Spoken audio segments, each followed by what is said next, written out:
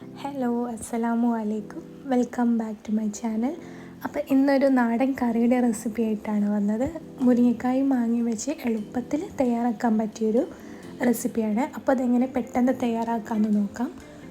ഞാനിവിടെ 2 മുരിങ്ങക്കായ മുറിച്ചിട്ടിട്ടുണ്ട്. അതിലേക്ക് ഒരു മാങ്ങയുടെ പകുതി, പുളി വേണമെങ്കിൽ ഒരു ഫുൾ മാങ്ങ എടുക്കാം. പിന്നീട് ഇതിലേക്ക് ഒരു സവാളയുടെ പകുതിയും കുറച്ച് കറിവേപ്പിലയും ഒരു ചെറിയ തക്കാളിയും ചേർത്ത് കൊടുത്തിട്ടുണ്ട്. അതിനുശേഷം ഒരു 4 പച്ചമുളകും കൂടെ ചേർത്ത് കൊടുക്കാം. എരിവ് വേണമെങ്കിൽ കൂട്ടുകയോ കുറയ്ക്കുകയോ വേണം ചെയ്യാം. പിന്നെ ഇതിലേക്ക് ഒരു 1/4 ടീസ്പൂൺ മഞ്ഞൾപ്പൊടിയും 1/2 ടീസ്പൂൺ മുളക് പൊടിയും ചേർത്ത് കൊടുക്കാം. പിന്നീട് ഇതിലേക്ക് ആവശ്യത്തിന് ഉപ്പും കൂടെ ചേർത്ത് കൊടുക്കാം.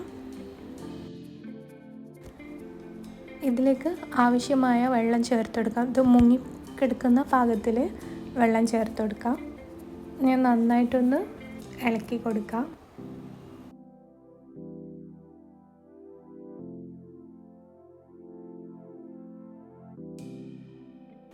ഇനി ഇത് അടുപ്പിലേക്ക് വെച്ചിട്ട് നമുക്കിത് വേവിച്ചെടുക്കാം.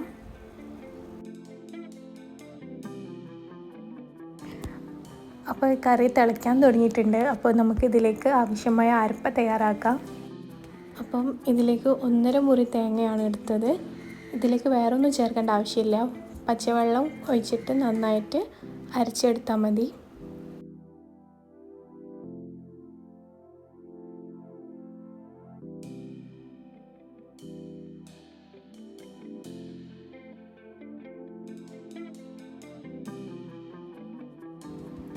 അപ്പോൾ ഞാൻ തുറന്ന് നോക്കിയിട്ടുണ്ട്. അപ്പം മുരിങ്ങക്കായ്ക്ക് കുറച്ചും കൂടെ വേവാനുണ്ട്. അപ്പം ഒരു 5 മിനിറ്റും കൂടെ അടച്ച് വെച്ച് വേവിക്കാം.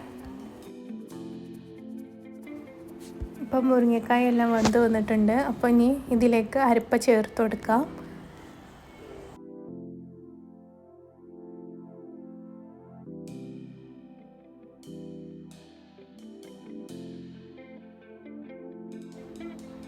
മിക്സിയുടെ ജാറിലേക്ക് കുറച്ച് വെള്ളം കൂടെ ചേർത്ത് ഇതിലേക്ക് ചേർത്ത് കൊടുക്കുക.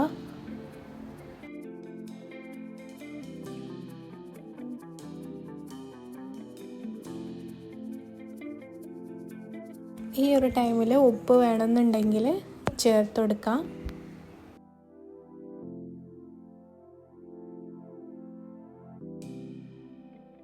ഇപ്പോൾ ചട്ടി ഏകദേശം ചൂടായിട്ടുണ്ട്. തിളയ്ക്കുമ്പോഴത്തേന് നമുക്ക് ഫ്ലെയിം ഓഫ് ചെയ്തേക്കാം.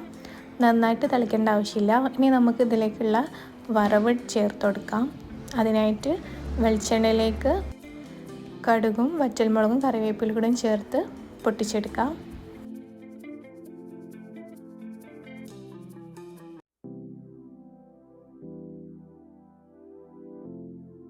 ഈ വറവ് നമുക്കിനി കറിയിലേക്ക് ചേർത്ത് കൊടുക്കാം. അങ്ങനെ നമ്മുടെ മുരിങ്ങക്കായും മാങ്ങയും കറി റെഡി ആയിട്ടുണ്ട്. നല്ല ചൂട് ചോറിനൊപ്പം കഴിക്കാൻ നല്ല ടേസ്റ്റാണ്. അപ്പോൾ എല്ലാവരും ഇത് ട്രൈ ചെയ്ത് നോക്കാം. അപ്പോൾ വീഡിയോ ഇഷ്ടപ്പെട്ടാൽ ലൈക്ക് ചെയ്യാനും സബ്സ്ക്രൈബ് ചെയ്യാനും മറക്കരുത്.